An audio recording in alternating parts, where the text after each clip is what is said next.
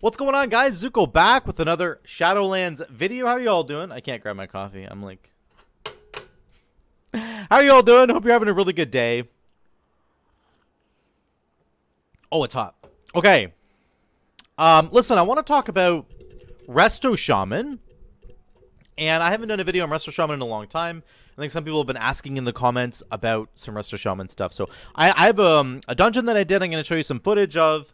It's not a huge dungeon. It was a 15. We're helping to gear some alts on some of my buddies. So I just volunteered to heal. I really do enjoy healing a lot. And I think Resto Shaman has some amazing tools that it brings to the team. And I think it's one of the best healers, if not the best healer in the meta right now.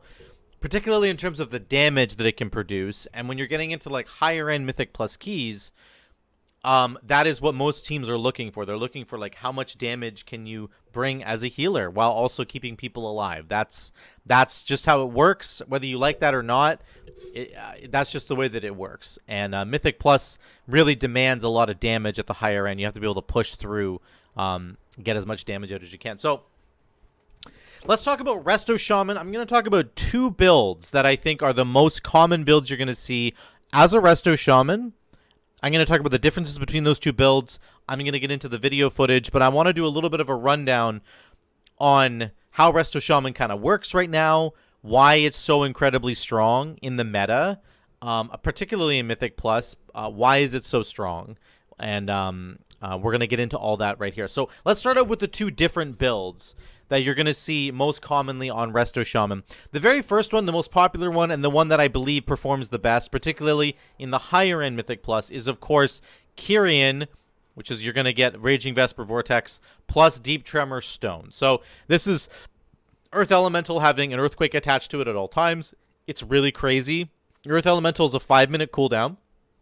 When you summon it, it lasts for 1 minute. So you have a permanent Earthquake out for 1 minute. This thing does a tremendous amount of damage over time. And if you are in a higher Mythic Plus key, like a plus 22 or 23 or higher, you know, the packs last for a very, very long time, right? So when your tank goes and pulls 15, 20 mobs or something, if he can handle that, then you put out this Earth Ellie, and suddenly you're doing ridiculous amounts of AoE damage. Earthquake is uncapped AoE. It's very, very strong. On top of that, you have Vesper Totem, which does the most damage, I think, of any of the 4 covenants for Shaman. It just does straight up on its own. It does the most amount of damage. Vesper Totem does a lot of damage. So on Resto Shaman, it's of course very, very easy to proc this extra legendary effects, which is proccing 3 charges of it, causes it to radiate damage and healing. You can do that so easily as a Resto Shaman. So that's build number 1. It's Kyrian plus Deeptremor Stone. You go Mechanicos. You get the cooldown reduction on Vesper Totem. It's very, very strong. That's what we've all seen if you've been playing this at all. What I ran today, just for fun, as a different sort of take on it, which I think is the second most popular build, which would be Venthyr plus Skybreakers. So Skybreakers, of course, makes your Flame Shocks have 50% more crit. That's what you're getting there. And then if you take Venthyr, you can cool down Chain Harvest. You can get the cooldown of Chain Harvest down to an incredibly low number. It's something like a 30-second cooldown, basically, once you really get this thing rolling. So at the start of every pack, you can just open up with a huge Chain Harvest, which does a ton of damage. Also, it's going to add 5 Flame Shocks to everybody. All those 5 Flame Shocks now have 50% crit because of Skybreakers, and that means that you're just doing a lot of passive damage. When you're talking about healers and what they're bringing to a higher end Mythic Plus, you want to have passive damage. That's what makes it so strong, where you can continue to do your healing, continue to use your utility, but also have this passive damage. And this is actually really huge for that. Of course, the Deeptremor Stone, Earthquake is passive damage, of course. But sometimes you have to micromanage your Earth Elemental. Sometimes you have to heal your Earth Elemental if it's pulling too much threat. And it can sometimes die if you're not careful, which means your entire legendary effect is sort of wasted. So the Venthyr playstyle, while it's definitely not as good, I don't think, as the Deeptremor Stone style with Kyrian, it's much more passive. and it's much easier to execute. You just fire and forget. You know, fire off your Chain Harvest, and all those Flame Shocks crits are going to reduce the cooldown of Chain Harvest, which is really, really powerful. And you're going to see in the video footage, Chain Harvest is a huge heal on its own. It brings you that extra power all on its own. So I really love the Skybreakers plus Venthyr playstyle. It adds 5 Riptides for free, which is very, very strong as well. It has a lot of... there's a lot built into this one cast of Chain Harvest. It does upfront damage. It puts 5 Flame Shocks out and 5 Riptides out. Like, that is so much value in one spell that it can't be ignored, and it's really, really strong. So, I like this build. I think it's quite strong, actually. This is what I end up running in the dungeon. And, again, the differences between the two builds really quickly is that I think the Venthyr playstyle is very easy to execute. Not that the... Deeptremor Stone is hard to execute. It's very passive. Sometimes you have to micromanage your Ellie and make sure that you are not letting him die. You don't want your Earth Ellie to die, right? So very important that you sort of take care of that kind of stuff. So that's it for the difference between the two builds. Let me run really quickly into the tier set bonus. Of course, the tier set bonus for Shaman is what makes it incredibly powerful right now, in my opinion. Basically what it says is your chain heal critical strike chance is going to be really high, and then when you drop a totem, it casts chain heal for free, and that free chain heal, because it has so much crit, is very, very likely to crit when you cast it. So this works when you cast Healing Stream Totem or Cloudburst. It works when you cast Mana Tide Totem, Spirit Link Totem, and Healing Tide Totem. So very, very powerful effect. It's very, very strong because, number one, it casts Chain Heal for free, which Chain Heal is 3,000 mana. Sorry, it costs 3,000 mana. So you're saving 3,000 mana right out of the gates. On top of that, when you get a crit with your direct heals, you refund some of your mana. So your Chain Heal gives you 0.25% of your mana back when each bounce of that heal critically strikes. And again, the 4-piece basically says that your chain heal is almost guaranteed to crit. So this Resurgence passive plus the tier set bonus is what gets you all your mana back. It's insane how much mana you end up getting back. And because you get so much mana back, it ends up being a massive boost to your overall performance. It lets you just cast your heals at will and not worry about any of them causing too much mana drain. Like, you just have so much sustain in your kit because you're getting so much mana back because of this passive. So on top of that, you can also do the heal that actually comes out from it is so strong, it'll immediately top your whole group basically, and you can go back to doing damage. So very, very powerful 4-piece for Resto Shaman. It's actually incredible, and it's just really, I think, is why the build is so strong. And that's, people sometimes understand, like, I healed for my AOTC run in Raid to kill the jailer, and everybody kept asking me, like, why are you always at like 100% mana? And this is why. It's because of Resurgence plus this. Plus, of course, you have Water Shield on, and then you can press Mana Tide Totem. So Shaman's never at a loss for mana. So let me show you my build really quickly. I had Torrent, Echo Spirit, Earth and Wall. I did take Downpour. I know you say you're supposed to take Cloudburst. I understand why. I didn't want to do that. I opted to take Downpour because I really like the flexibility of being able to cast back-to-back Healing Stream Totems to get back-to-back chain heals if I really need it in a pinch. And then I took Ascendance. So we didn't heal for... We healed for 4.7 overall. I did have a Blood DK who's going to heal for a lot. Of course, Riptide's always going to be at the top there. Chain Harvest doing 10% of my healing just from the actual Chain Harvest cast itself. Chain Heal is insane. I'm getting this all for free, basically. I don't think I ever hard cast Chain Heal once in this entire dungeon. So, Earth and Wall is always a good take. 7%. I could have done even more there. Downpour doing 4% of my healing. Very strong, actually. So, it's I actually really enjoy this playstyle. Going Downpour instead of Cloudburst. That's how I like to do it in Mythic. Plus, in Raid, of course, Cloudburst is very good. So, let's get to the footage. I'm not going to show the entire dungeon. I just have some things that I want to highlight to make sure that you guys see exactly what's going on. And I want to highlight exactly where Shaman can really shine, because there's just a lot of really good things that we have. So many amazing tools, both for throughput and just as utility. What's up? Yeah. So this opening pack here is just gonna do a straight up chunk of damage for free. This this Radiant Pulse coming out right here. Boom, everybody's gonna get hit right here. This is something that you have to deal with. Now, I already have I've already cast my Chain Harvest, so I have Riptides out on everybody already. So it's like this is a lot less dangerous for me. I just press Downpour, make sure Healing Rain is down, and I just continue on. Now, they're going to get another one of these off. As a Resto Shaman, you want to make sure you have a couple things. Try to get Healing Rain on the floor as much as possible. I'm actually failing right now at it. There's Healing Rain. There's my totem right there. So watch this. Radiant Pulse comes out. I put Healing Rain down, okay? And then I'm about to cast, I think, Healing Tide Totem. Watch the Chain Heal that goes out. Boom. Chain Heal hits everybody. Then I can just get people back up with Healing Surges. We're doing over 10k HPS right now. Chain Harvest is back because that's how quickly it comes back with Skybreakers because of the crit that you get. Again, I did 4.6k DPS right there. All that was basically passive Flame Shock crits and so a couple of Lava Bursts. You know, it's just insane. So here's the next pack here. Big pull. I start off with Chain Harvest. Boom. That's going to full heal anybody who is taking damage, and it gets 5 Flame Shocks out.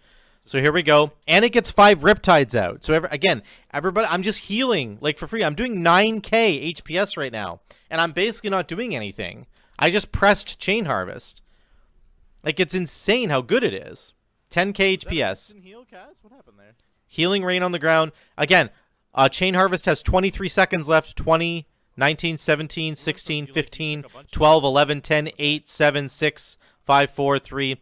Chain Harvest is back already. I'm going to cast it again as soon as it's back because there's so much value in this spell. This is why I like Venthyr. Having all those Riptides out on everybody just gives you so much free healing. And it gives you the free damage from your the combination between having that with Skybreakers. So it's very good, guys. It's very, very strong, actually. The cooldown reduction on Chain Harvest is pretty crazy. There's a moment here where Joe actually dies. Let me show you that. Let's go to 230. So Joe is taking a ton of damage right here. We've pulled the extra Inspired Mob that we didn't mean to pull. This is a moment in Mythic Plus where I absolutely should have used Spirit Link, and I didn't realize that Joe was going to die here. It's kind of hard to tell with Death Knights sometimes because they dip really low and then they'll get themselves back up. Joe, unfortunately, here dies. So this is my fault. I should have linked. I should have known that this was kind of happening, and I should have pressed Spirit Link. One thing to understand in Mythic Plus, you know, in a raid environment, let's say you're doing a Desausage fight where she jumps. Remember, she teleports on Desausage, and then she puts a shield on herself. You have to break through that shield, and she starts pulsing AoE damage on the raid. That's a great moment where you're going to use Spirit Link, and it's perfect because everybody's stacked up together. In Mythic Plus, there aren't moments like that where it's like, okay, everybody needs to like perfectly stack for this one thing. Like on the super, super high-end keys where you're coordinating with a bigger group, that might be the case. But generally speaking, you need to use things like Spirit Link like on cooldown. You need to just use them willy-nilly. Just use them to save an individual person. I should have used it right here, actually, but I do use it in a minute here when Lynx gets really low once again. But Spirit Link is best used in Mythic Plus, in my opinion, to save an individual person who's on the brink of death because you can share their health pool with everybody else's, right? You can cheat that health a little bit. So right here, Lynx is very low, and I pop Spirit Link. It actually immediately gets him to full. So Joe's kind of low. Lynx is really low right here, and I'm just like, I'm just going to link us right here. Boom. There we go. He gets topped off. Everybody's okay. There's much, much better moments to use Spirit Link, but you need to get into the habit of just using it on cooldown because it's a very powerful spell that will save the life of somebody. And you generally don't need it for like a big raid, you know, a moment like you do in raid. It's not the same thing. So let's move forward here. This mini boss does a ton of damage. This guy automatically casts Radiant Pulse right off the bat. So boom, everybody's taking damage right now. I pop Ascendance here just again because it's a cooldown that I have. And you really need to get into the habit of just using your cooldowns all the time. Now, this pull is completely scuffed because Empowered Glyph goes off, which I should have kicked, but really anybody should have kicked that. Watch the pulse coming in here. You got to LOS this. So my Radiant or my Ascendance basically covered that last big pulse there. But this is a tough moment. We gotta recover. That's a huge healing tide there. I have healing tide up. Watch this when I put healing tide down. Watch everybody's health. Boom. Big heal on everybody. And now healing tide is down, so we're kind of good to go. The empowered glyph gets off again. I dodged the radiant pulse. You can LOS the radiant pulse around the corner if you didn't know that. Did you pop wall? Once again, I'm topping people off with healing surge. The basic play style right now for Resto Shaman is to get your riptides out on everybody, and then you want to heal people with power glyph went off, every single one. You want to like get people who are really low, you want to hit them with healing surges, get your riptides out, and then drop your totems for the big chain heals. Don't ever press chain heal. Let your totems do the chain heals themselves, okay? Like we're healing for 12.4 HPS right there. We're healing for 12.4 HPS, and I'm only at 70% mana because you just get so much mana back. It's so insane, man. I don't know. I'll get you up in a minute. Oh, God. Everybody's pretty low here, but it's okay. Again, just big heals. We've got Lust rolling. Our mana's getting low, of course. But you just watch. We're at 44% mana. By the end of this fight, we'll get it all back. Look at this. I'm at 46% right now. I just went to 57. Look at this. Look at my mana. 42%. Oh, my God. My weapon's gone. Right here. I think I drop a totem. 45% mana. 57. I just got 10% of my mana back. Like... I didn't press healing McMana. Oh, it's never mind. I'm an idiot. Well, that's the value of right there. I was like, how did I get so much mana back? That's crazy. You do get a lot of mana back as Resto Shaman, but is also very helpful. That's a pretty funny moment right there. Anyway, let's skip ahead here. I want to show you this next moment right here. We try to hex the security guy. And then this other guy is just free casting in the back, and it does a lot of damage. So watch my healing here. Once again, Chain Harvest at the beginning. I'm stunned. I get stunned here, but that's okay. Then I pop a sentence here to just get everybody topped up, I think. Again, you have tools. You got to use them.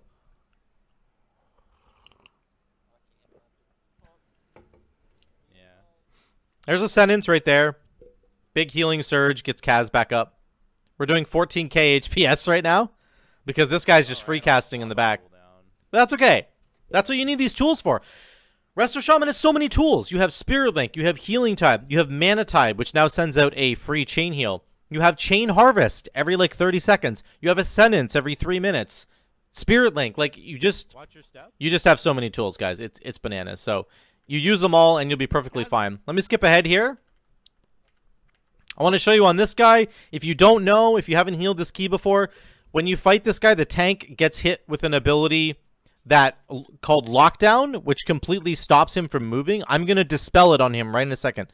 There's Lockdown right there, and I dispel it off Joe right away. You need to dispel your tank right away so that they don't get stuck there.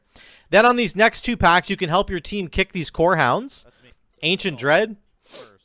I kick this back one with Star right there.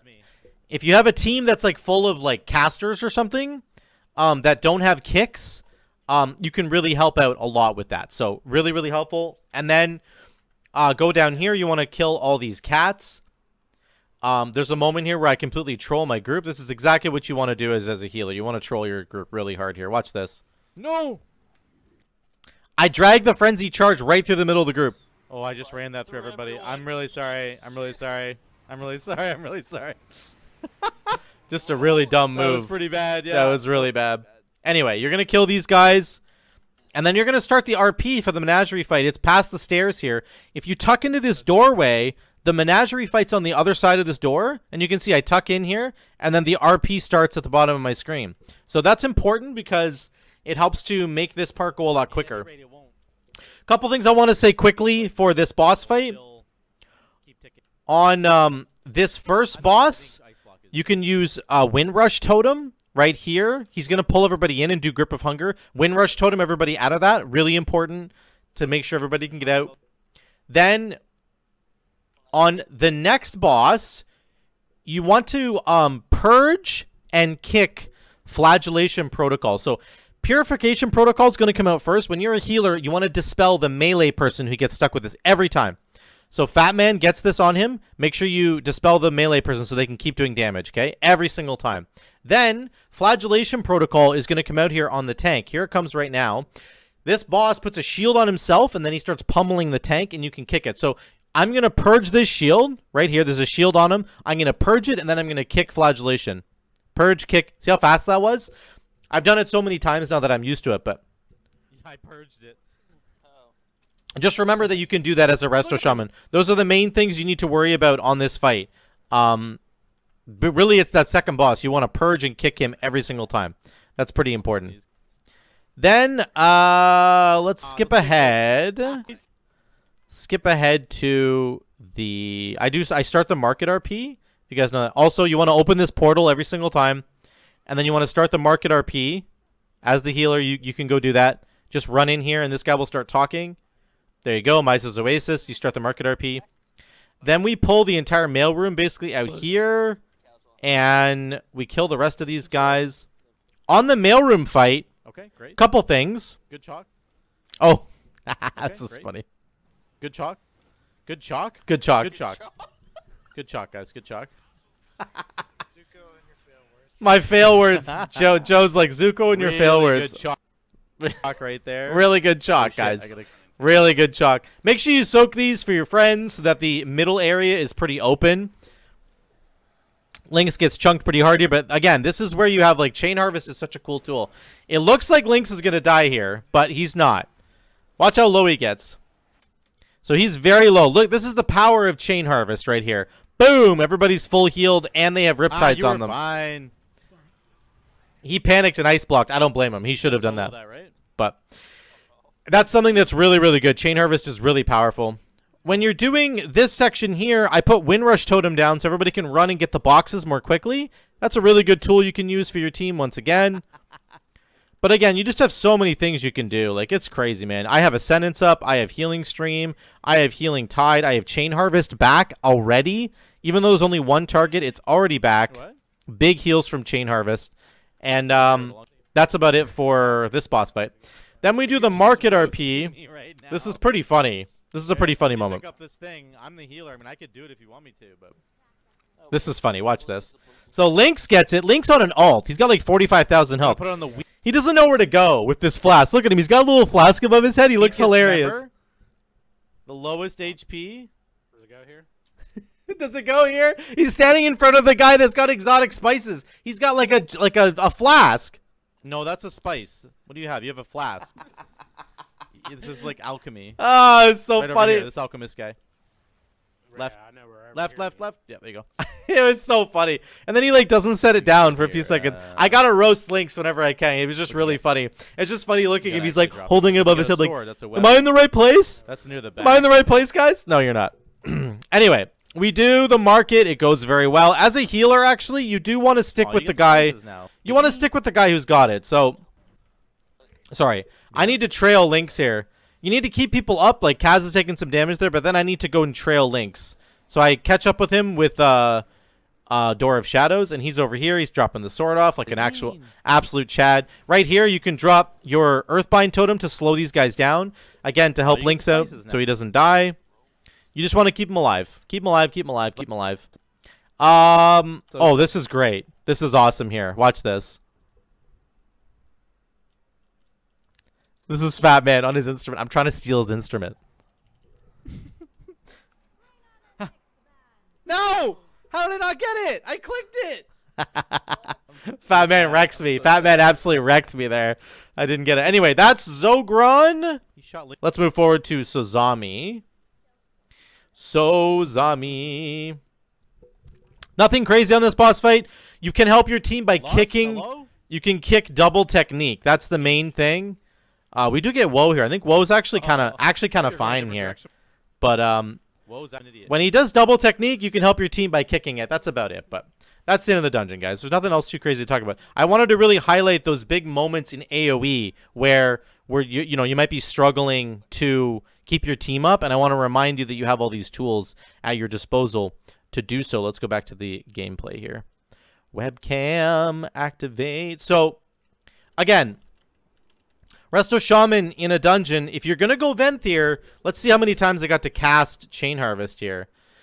We cast it 33 times in a 26-minute dungeon. That is much more than once per minute. That's at least every 40 seconds, basically. It's probably more like every 35 seconds. So Chain Harvest does a ton of damage. It does a ton of healing. It puts 5 Riptides out and 5 Flame Shocks out. The value of this one button cannot be understated. It's ridiculous. And like my healing on Chain Harvest itself, I overhealed by 70%. So there's still way more healing it could have done. But it did 10% of my damage. It did 10% of my healing, even though it overhealed for 70 friggin' percent. And it did 18% of my damage. So like it's very, very strong. I love this playstyle. The tools on Resto Shaman are absolutely crazy, guys. Earth and Wall Totem. Chain Harvest, even Downpour is good in my opinion. Ascendance, Healing's Tide, Spirit Link, Mana Tide. Your healing streams will drop a Chain Harvest because of your 4-piece set. There's so many reasons why Resto Shaman I think is the king of the healers for Mythic Plus right now. And I think there's multiple ways you can build it. I do think that going Kyrian plus Deeptremor Stone is very powerful. It's probably better than this build right here. But I just wanted to highlight for you guys how fun Chain Harvest is and how powerful this button actually is. It's very, very strong. So let me know what you guys think in the comments below. I know that's a bit longer of a video. I just wanted to show you guys, really give you a good showcase of what Resto Shaman was capable of. I wanted to make sure I highlighted the Vesper Totem, or the Venthyr playstyle, and how different it can be from Vesper Totem, from Kyrian. Let me know what you guys think in the comments below about Resto Shaman and your thoughts on it right now in Mythic Plus. I'm going to keep doing some keys on Shaman in general. I just wanted to give a good highlight there for that. So thanks so much for watching. Drop a like if you like the video. Subscribe if you haven't already. If you want to support the future of what I'm doing here, Patreon is the best way to do that. I would really appreciate that support as well. Until the next one, guys, we'll see you.